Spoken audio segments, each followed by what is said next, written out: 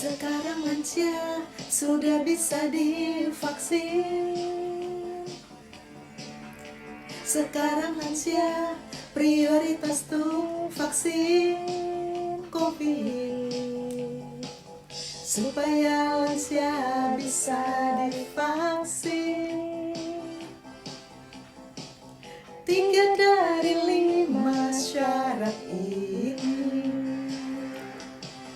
bisa naik 10 anak tangga, tidak sering kelelahan, penyakit kronik sedikit, kurang dari 5 jenis, bisa jalan 100 meter, berat badan tidak turun secara drastis. Selamat pagi, Sobat Sehat Koja semuanya. Ketemu lagi dengan saya Dr. Desi dan narasumber saya yang tidak pernah berhenti untuk memberikan edukasi kepada kita semua. Silakan.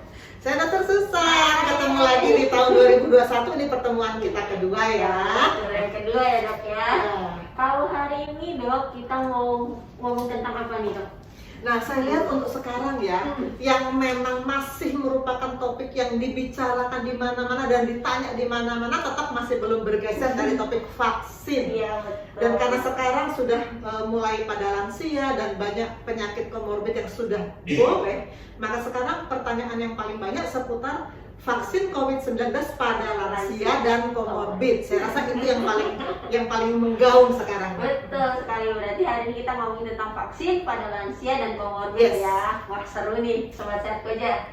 Yang pertama nih dok, pasti Sobat Sehat Koja pengen tahu, kapan sih dikatakan lansia dok? Umur berapa sih? Untung saya belum ya.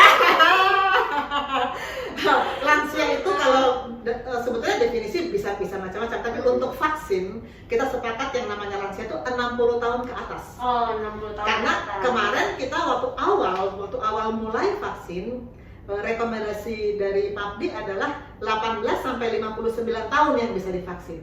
Iya. Tapi sebulan kemudian ternyata berubah rekomendasi yang baru bahwa di atas 59, yaitu 60 tahun ke atas, justru prioritas untuk divaksin, dan itu disebut lansia. Jadi kalau masih 59 tahun 6 bulan Masih muda. belum lansia berarti ya dok. Udah ulang tahun yang ke-60, nah itu lansia. Ulang tahun dulu, baru kita sebut lansia. Betul, jadi yang dikatakan lansia 60 tahun ke atas ya dok. Nah, pasti Sobat Sehat Koja juga pengen tahu nih dok, kapan sih dok dikatakan layak vaksin pada lansia? Nih, pasti banyak pertanyaan nih. Lansia ini tadinya di rekomendasi Januari kan tidak layak vaksin ya. Jadi kita waktu Januari kan kita juga bikin guideline ya. Iya, Ketika betul. itu kita katakan hanya 18 sampai 59 tahun. Nah, tapi sesudah itu ada rekomendasi yang kedua dari PAPDI tanggal 9 Februari dan juga ada rekomendasi dari Kemenkes tanggal 11 Februari yang mengatakan lansia yaitu 60 tahun ke atas sudah bisa divaksin. Nah sekarang apa persyaratannya? Ada yang namanya skor rapuh. Skor rapuh itu adalah skor untuk menilai lansia ini bisa divaksin apa enggak. Nah, skor rapuh itu ada 5 kriteria yang dinilai. Pertama, apakah lansia ini bisa naik tangga minimal 10 anak tangga? Sanggup nggak? Kalau sanggup, maka dibilang skor rapuhnya 0, tapi kalau tidak sanggup skor rapuhnya 1 gitu ya, dibilang oh itu nih rapuh. Kemudian yang kedua, dalam 1 bulan terakhir apakah terus menerus atau sebagian besar merasa kelelahan? Kalau iya, ini rapuh. Kalau tidak, dibilang tidak rapuh. Ketiga, penyakit komorbid yang dimiliki. Nah ini masuk pada komorbid, penyakit penyerta yang dimiliki. Apa? Karena lansia itu banyak yang punya penyakit itu rombongan, nggak cuma 1. Kalau lansia kita inventaris penyakitnya sering sekaligus 5, sekaligus 6. Nah, antara lain ya penyakit yang dicatat di rekomendasi ini untuk lansia: hipertensi, diabetes, kanker, penyakit paru kronis, serangan jantung, gagal jantung, nyeri dada, asma, nyeri sendi, stroke. Nah, dari semua penyakit ini, apa yang dimiliki lansia itu lebih 5 atau lebih atau 4 atau kurang. Jadi kalau 5 atau lebih dibilang rapuhnya positif. Tapi kalau nggak sampai 5, jadi 4, 3, 2, 1 atau 0, nah itu dibilang rapuhnya negatif. Itu yang tadi yang ketiga ya. Iya. Keempat, kemampuan dia berjalan. Apakah 100 meter dia jalan masih kuat? Kalau masih kuat, rapuhnya negatif 0. Tapi kalau nggak kuat 100 meter, rapuhnya positif. Dan terakhir, apakah ada berat badan menurun secara drastis? Menurun secara drastis dalam 1 tahun terakhir. Nah, kalau menurun secara, tadinya saya rata-rata 50 kilo, tiba-tiba sekarang 30 kilo, wah itu ada sesuatu, berarti itu termasuk rapuh. Beda ya sama kita, kalau dibilang kurusan, ada senang. Dibilang, wah happy, kalau dibilang, kok gemukan, aduh, udah takut makan. Langsung diet dong, langsung diet. Jangan sampai dibilang bukan ya. Tapi kalau lansia dibilang tiba-tiba kurus, itu tanda jelek justru. Nah, jadi kalau dari 5 kriteria tadi, rapuhnya 3 atau lebih, dibilang ini nggak bisa vaksin. Oh. Tapi kalau rapuhnya hanya 2 atau 1 atau 0, ini bisa vaksin. Itu kriteria lansia bisa divaksin ya. Jadi yang dari skor rapuh tadi ya dok? Ya, dari Lima skor tadi rapuh ya. Bukan rapuhnya Agnes Monica Ya, ya, bukan. itu lagu ya dok? Lagu itu. Beda ya. Mungkin lansia kita ada yang suka nyanyi juga ya. Karena lagu itu udah namanya. Iya. Jadi dilihat dari skor rapuh dulu ya dok ya. Iya. Nah nih dok, tadi kan dokter sempat ngomong nih soal lansia dan komorbid. Iya. Nah pasti sobat sehat Koja mau tahu nih dok, Iya. apa sih itu dok komorbid, yang bagaimana sih komorbid itu? Nah, komorbid itu sebetulnya penyakit apa yang lagi ada pada calon vaksin saat itu. Dia 100% sehat atau dia ada penyakit sesuatu apapun, bisa akut bisa kronik, bisa kalau akut bisa demam apa segala, tapi kalau kronik DM, hipertensi, asma, tiroid, kanker, apapun penyakit. Nanti kita akan bacakan mungkin ya bagaimana masing-masing komorbid di penyakit komorbid direkomendasi sekarang ini ya.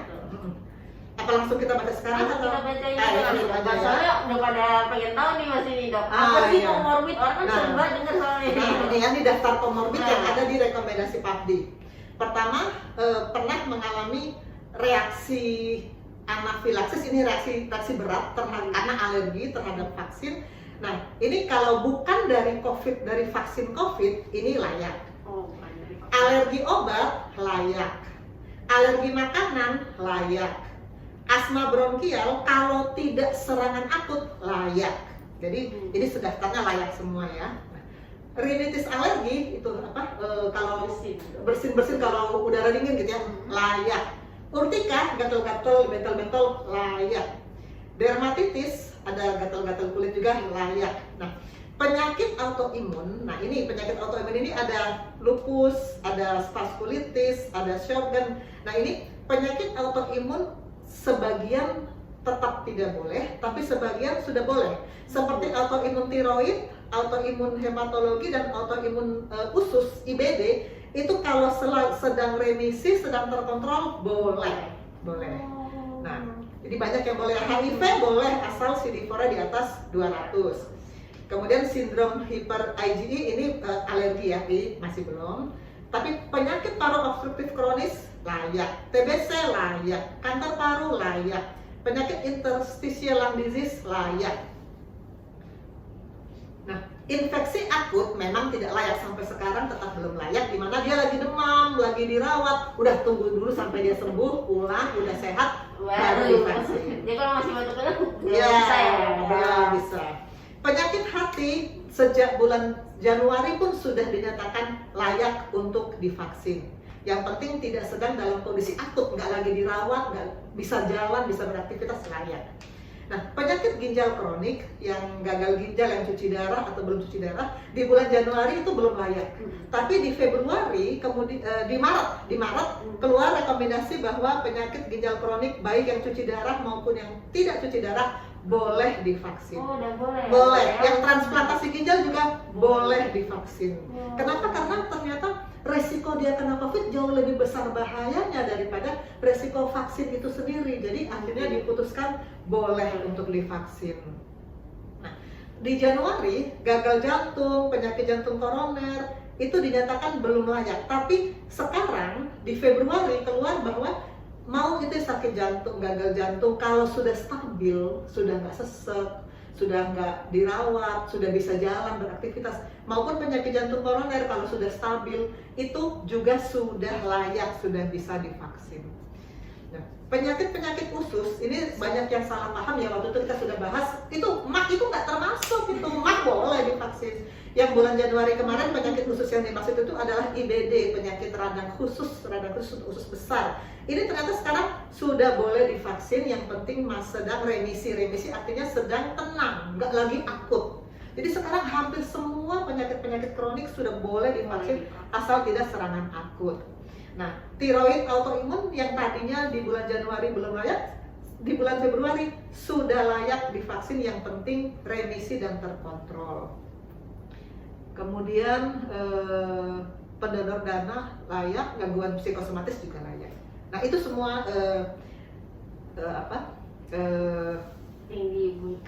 komorbid, nyari kata komorbid itu semua komorbid yang memang banyak dibicarakan yang sekarang sudah menjadi layak bisa untuk divaksin. Oh, berarti pada orang-orang yang diabetes juga bisa ya, Dok? Bisa. Kalau dulu bulan Januari kan boleh divaksin diabetes, yang penting A1C di bawah 7,5. Yeah. Itu kan agak merepotkan karena A1C jarang diperiksa. Jadi gimana nih? Dan orang juga suruh periksa-periksa dulu, suka malas. Nah, sekarang malah kalau untuk diabetes yang penting tidak ada komplikasi akut, nggak lagi ada luka bernanah, nggak lagi dirawat, bisa jalan, itu boleh. Boleh ya.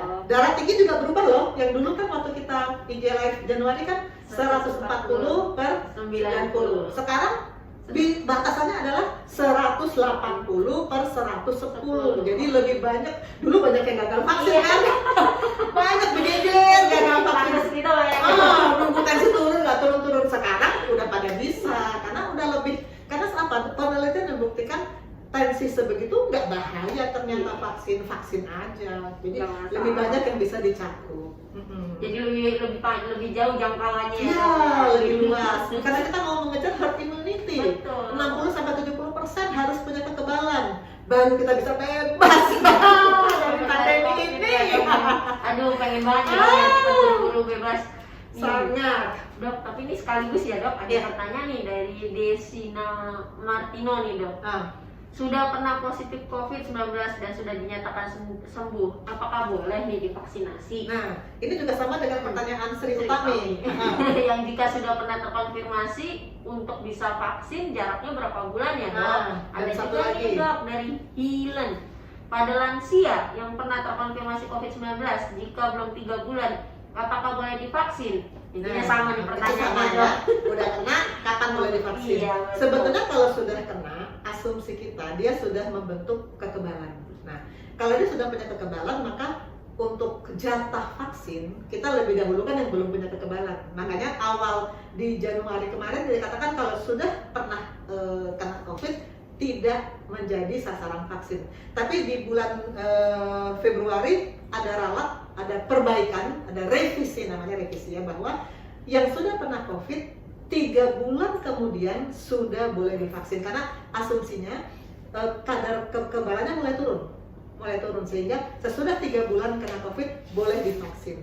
Ini berlaku untuk lansia maupun bukan lansia. Jadi pertanyaan Hilan, lansia yang pernah terkonfirmasi jika belum 3 bulan apakah boleh divaksin? Sebetulnya divaksin boleh, cuma ketersediaan vaksin lebih diutamakan kepada yang belum kena supaya juga sama-sama punya kekebalan.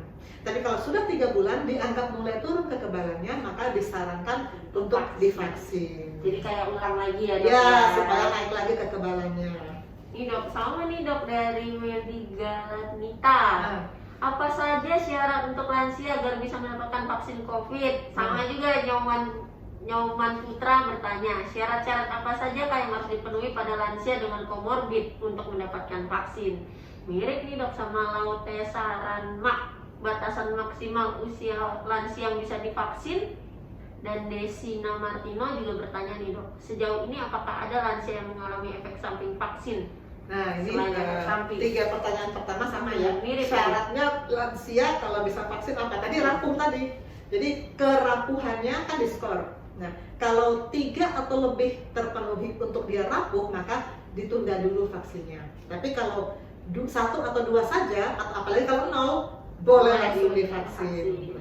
Komorbid baik pada lansia maupun pada bukan lansia sama aja, persyaratan komorbid. Tensi 180/110, gula darah tidak jadi patokan asal dia dalam kondisi baik, tidak lagi ngedrop. Jadi mau lansia mau bukan lansia, untuk komorbid sama seperti tadi kita sudah bicarakan.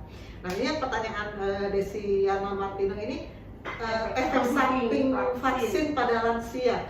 Kalau saya baca-baca sih sampai sekarang belum ada efek samping yang berat yang membuat vaksinasi lansia terhambat kalau saya baca. Tapi Dokter Desi yang melihat sendiri di Koja, kita sudah 2 bulan ya? Hampir jalan 2 bulan. 2 bulan yang menjalankan vaksin lansia. Apa ada yang mendapat efek samping berat?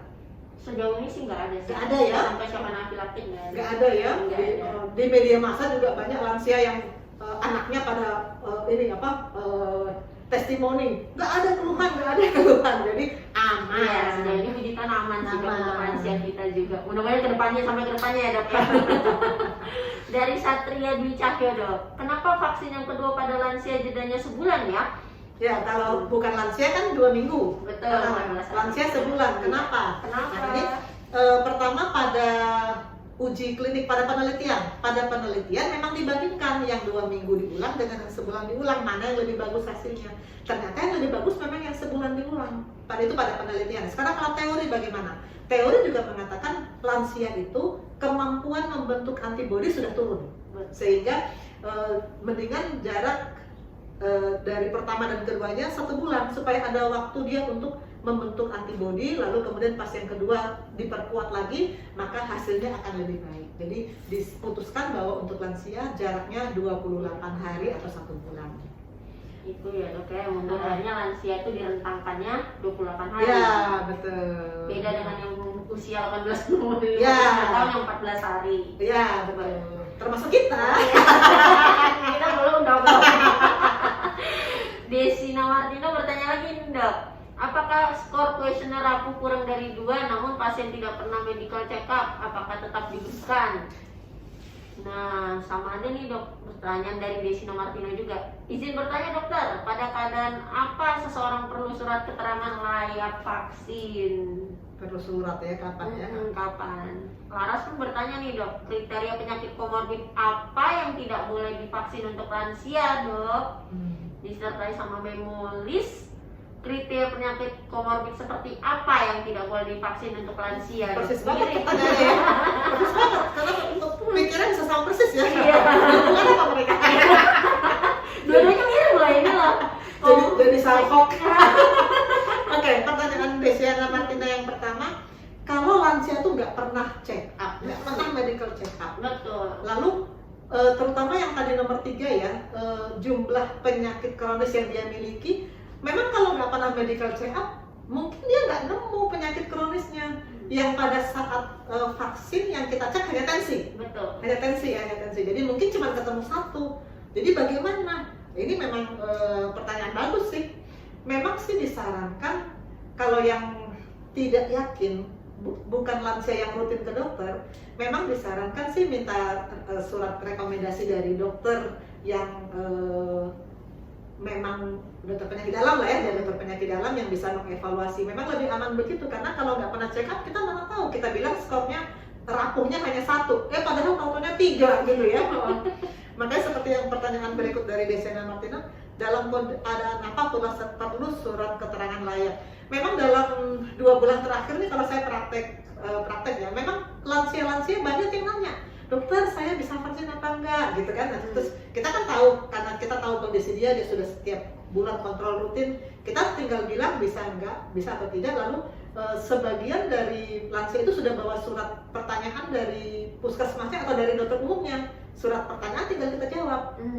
Tapi kalau misalnya nggak pakai surat, kita juga bisa. Kemarin dari PAPDI tanggal 5 Maret sudah mengeluarkan format surat keterangan layak vaksin. Jadi itu bisa kita pakai yang dari PAPDI.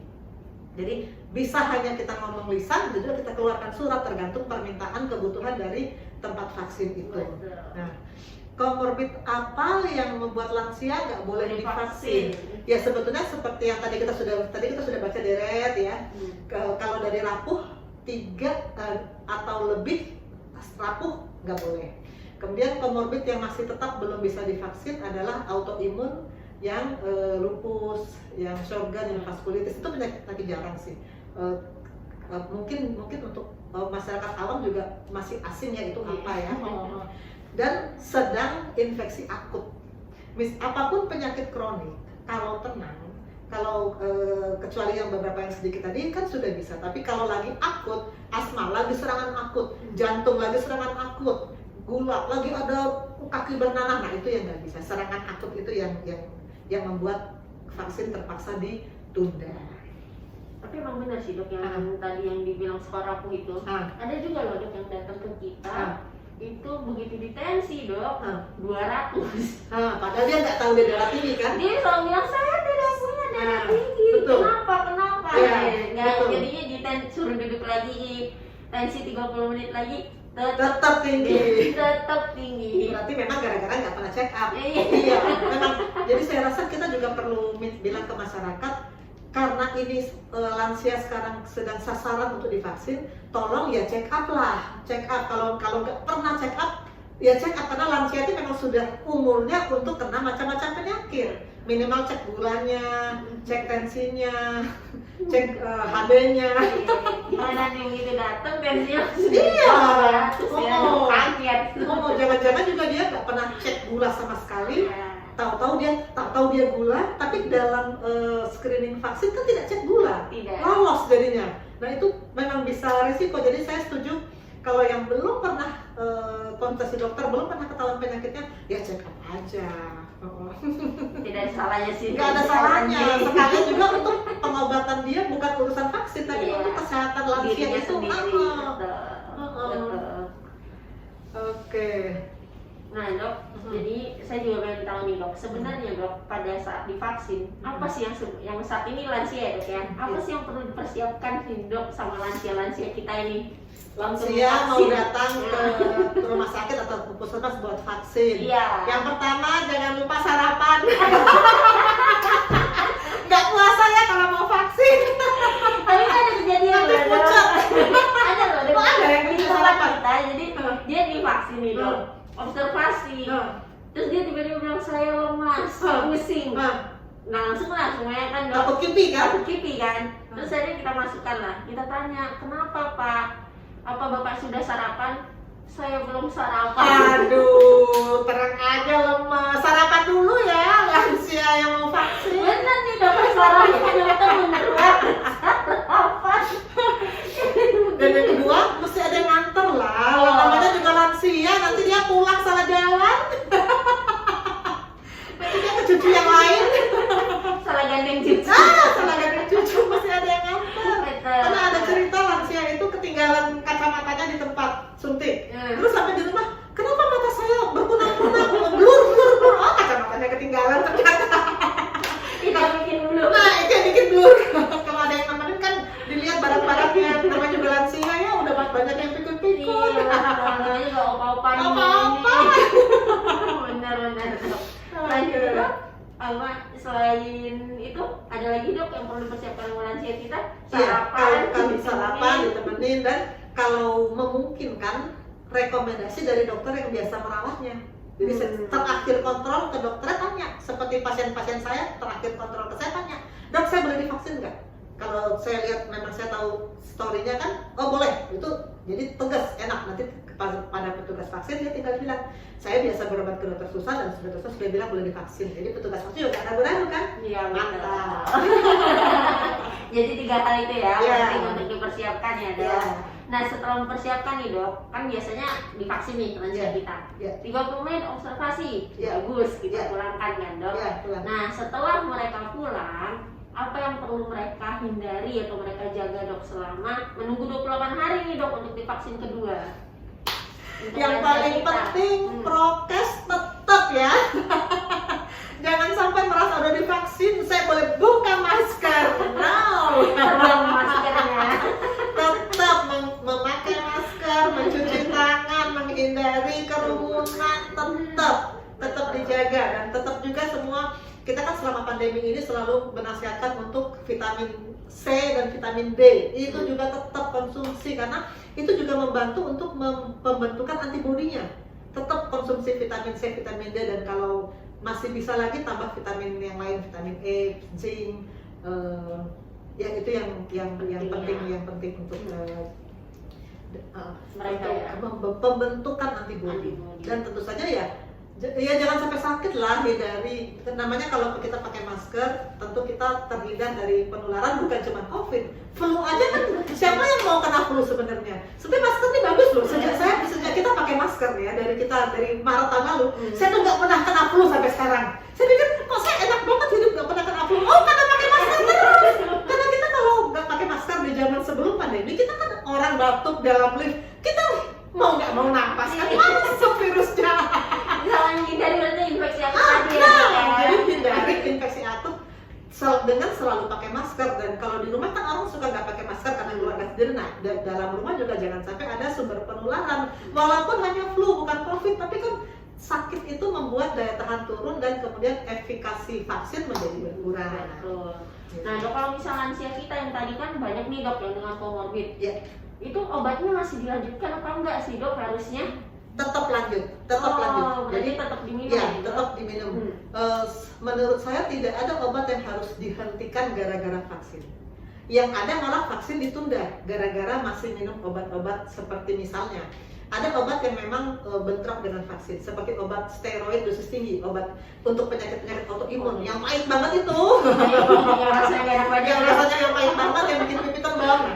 Itu memang bentrok dengan vaksin. Tapi yang mundur jadwal vaksinnya. Jadi kita tetap jadi untuk pasien-pasien autoimun yang masih minum obat dosis tinggi, vaksinnya yang ditunda. Jadi bukan obatnya yang mesti dihentikan.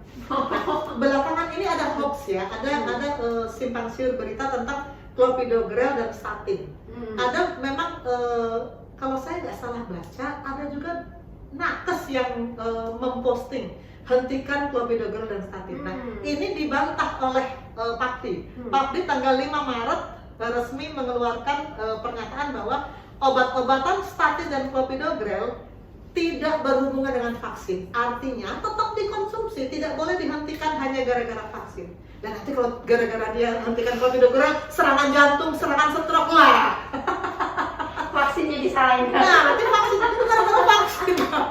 Tetap boleh. Jadi tidak ada yang boleh menghentikan obat yang biasa Ya, dikonsumsi. Apalagi pada comorbid, terutama comorbid Iya, ya, dok, ya. betul. Kita berbicara tentang Ya, lansia kita yang dengan karena comorbid. obat itu kalau tidak berguna nggak bakal dikasihkan. Pasti ada gunanya.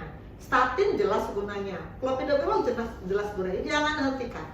Tetap dikonsumsi. Tetap dikonsumsi. Iya. Terus nih dok, biasanya sobat Setko yang apalagi lansia yang ke kita suka bertanya, dok, saya perlu nggak sih dok ngurangin aktivitas? Karena banyak nih dok lansia kita yang katanya naik sepeda 3 kilo, ada yang suka jalan 5 kilo, hebat ya dok lansia itu. Saya dengerin aja takjub.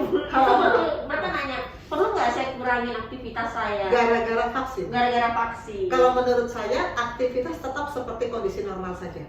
Tetap. Jadi kalau dia sudah biasa melakukan aktivitas itu ya nggak apa-apa, tetap aja. Tidak ada yang kecuali dia memang merasa, aduh saya kok kayak lelah. Kan memang salah satu efek vaksin bisa ada rasa lemah secara pendek ya, yang ringan itu yang dikurangi. Tapi kalau nggak ada keluhan apa-apa, seperti biasa aja. Jangan ditambah juga, jangan mentang-mentang vaksin. Oh aku mau lebih, jangan juga ya. Saya sudah vaksin. Seperti normal saja. Bosnya nambah. Aduh, saya perlu loh boys itu resiko kecelakaan sebetulnya ya. Iya betul. Apalagi lansia. Saya dapat boys ya. Bos boleh dong, tapi masker jangan lupa ya dok. Ya, tetap pakai masker. Jadi tetap ya dok ya. Iya. Nah nih dok, ada nih dok. Ini ada pertanyaan tapi kayaknya agak melenceng deh. Bingung ya jawabnya ya. Ada dari Mulzazi Zozi. Ada loker nggak buat D3 perawat? Ini mungkin masuk jatah vaksin untuk D3 perawat ya? Mungkin. Yang saya tahu sih kalau perawat itu memang termasuk nakes, maka dia pasti dapat jatah di sesi pertama kemarin, yang Januari. Iya kan? Perawat yang D3, perawat yang S1, semua nakes dapat jatah.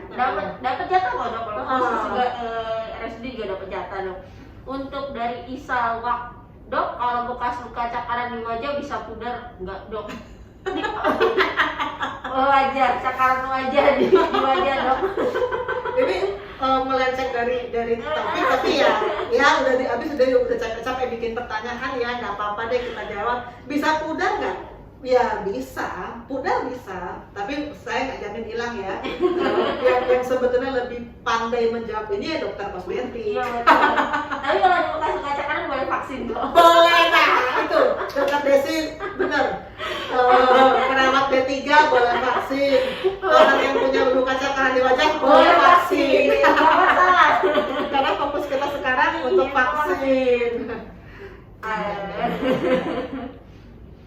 Oke, jadi kayaknya sih pertanyaan-pertanyaan yang sampai. Oh iya, satu lagi nih. Ada nih dok dari Sheila Leatemia. Selamat siang dokter. Agak banyak nih dok pertanyaannya. Saya ingin bertanya untuk vaksin pada lansia. Apakah ada syarat khusus dok yang harus dilakukan para lansia sebelum melakukan vaksin? Apakah vaksin pada lansia ini dapat mencegah virus varian terbaru dok yang sudah masuk ke Indonesia? Dan yang terakhir nih dok, sampai berapa lama dok kekebalan lansia terhadap COVID-19 bertahan lama setelah diberikan vaksin? Terima kasih banyak dokter. Sebetulnya pertanyaan pertama hampir sama dengan yang tadi awal-awal kita jawab ya. Syarat untuk lansia ya membuat scoring rapuh tadi. Kalau dia tingkat kerapuhannya 3 atau lebih ya harus ditunda. Kemudian apakah vaksin lansia bisa mencegah virus varian terbaru? Nah ini pertanyaan ini memang belum bisa dijawab oleh ilmuwan saat ini karena semuanya masih sedang diteliti. Apakah dengan virus yang mutasi-mutasi itu ya bisa tercover vaksinasi ini? Kita belum tahu karena semuanya masih sedang diteliti. Dan juga yang ketiga, berapa lama bisa bertahan lansia? Sebetulnya baik lansia maupun kita yang nakes yang kita sudah divaksin ini mau berapa lama punya kekebalan itu juga masih sedang dalam penelitian. Belum bisa dijawab secara persis. Apakah nanti misalkan sudah setahun perlu lagi ulang booster vaksin? Kita sama-sama belum tahu. Dari Kemenkes belum ada aturan. Nah, kita menunggu saja ya, sama-sama menunggu karena ini memang yang sedang sedang diteliti. Betul. Ini ada pertanyaan yang tadi saya kayaknya lupa belum saya keluarin. Dari Muhammad Samin. Halo dokter, ada dokter vaksin AstraZeneca apakah benar bisa buat darah menjadi clotting? Ya, memang belakangan ini banyak berita tentang vaksin AstraZeneca ya. Dan di beberapa negara ditunda penggunaannya karena ada beberapa kasus yang mengalami pembekuan darah dan bahkan ada yang fatal. Saya sendiri ya belum bisa mengkomentari ini karena dari PASDI belum ada rekomendasi resmi, dari Kemenkes juga belum ada rekomendasi resmi. Tapi dari pihak AstraZeneca sendiri mengatakan bahwa mereka sedang meneliti apakah betul itu berhubungan langsung dengan vaksin atau bukan. Namun sebagai gambaran mereka mengklaim bahwa tingkat kejadian pembekuan darah sebelum vaksin dan sesudah vaksin di negara-negara tersebut sama. Jadi sehingga mereka sementara belum setuju kalau itu karena vaksin, karena tingkat kejadiannya sama. Bukannya begitu vaksin langsung banyak yang pembekuan, bukan. Nah itu pendapat dari pihak AstraZeneca sendiri. Memang ada beberapa negara, Denmark, Norwegia, Austria, memang menunda AstraZeneca, Italia ya memang. Ya kita tunggu saja bagaimana perkembangan dari vaksin ini ya. Saya cek lagi ada nggak yang ketinggalan belum dijawab, kasihan soalnya udah mau bertanya soalnya dok ya. Kayaknya sih udah semua ya. Udah semua. Berarti dok saya ulangin sedikit ya dok ya, biar lansia atau sobat sehat aja yang nonton pada tahu semua. Jadi dikatakan lansia itu adalah usia 60 tahun ke atas. Sudah ulang tahun. Sudah ulang tahun. Ya. Jadi 59 bulan belum ya. 60 jalan itu belum. Belum 60 tahun ke atas. Dan kedua syarat layak vaksin itu dari yang tadi dokter San bilang dari skor rapuh yang ada 5 tadi. Kalau misalnya nilainya 2 sampai 2 ya dok ya, 1 atau 2 itu boleh. Itu boleh. Tapi kalau sudah 3 lebih disarankan untuk tidak vaksin atau tunda dulu vaksinnya. dari rapung tadi yang ada pertanyaan yang 10 anak tangga, Ya. sering merasa kelelahan, Ya. 5 penyakit komorbidnya yang tadi Ya. hipertensi, sakit jantung, DM, semuanya ditanyakan nanti. Terus yang jalan 100-200 meter ya, Ya. ya kesulitan apa enggak, sama Ya. yang terakhir itu adalah penurunan berat badan. Ya. Yang kalau pada orang bukan lansia senang. Kalau lansia malah dikhawatirkan. Soalnya PSBB banyak yang di rumah saja nggak ngapa-ngapain, rata-rata semuanya keluar. Makannya tambah rajin.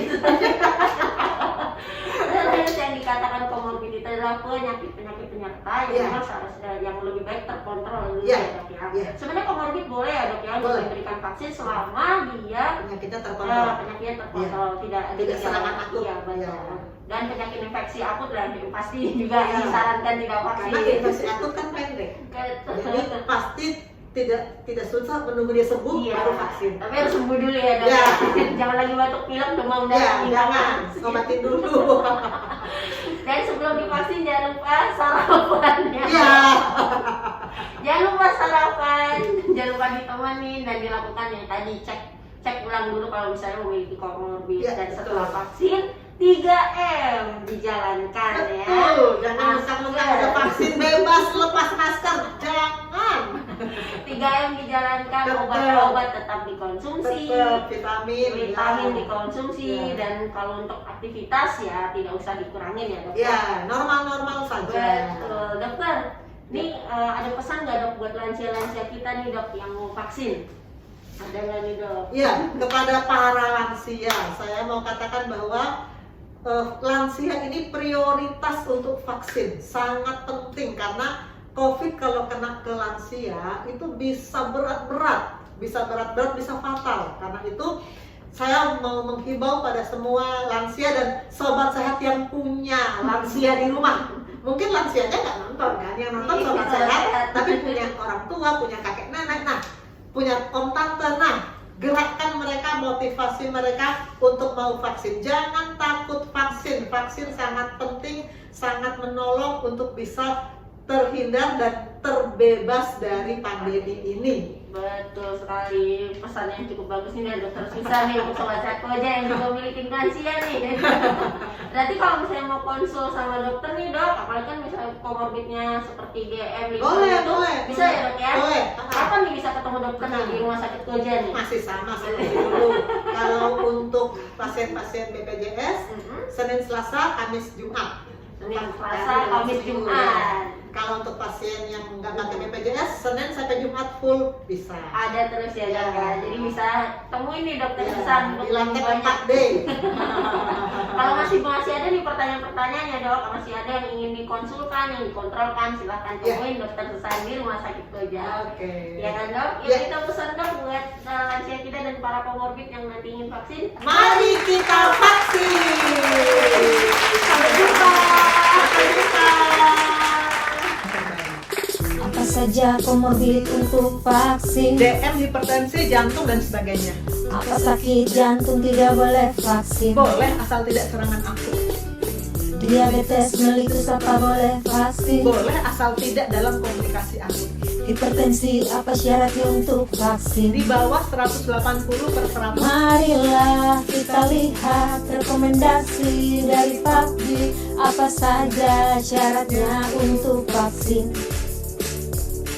Semua penyakit kronik di luar serangan akut sekarang bisa vaksin. Sakit ginjal sekarang bisa vaksin, asal sedang dalam kondisi stabil.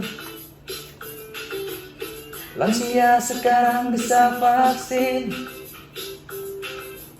asal kriteria terpenuhi.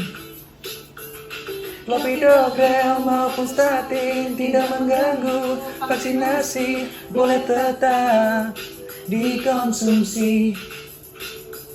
Hampir semua penyakit kronik di luar serangan akut sekarang bisa vaksin.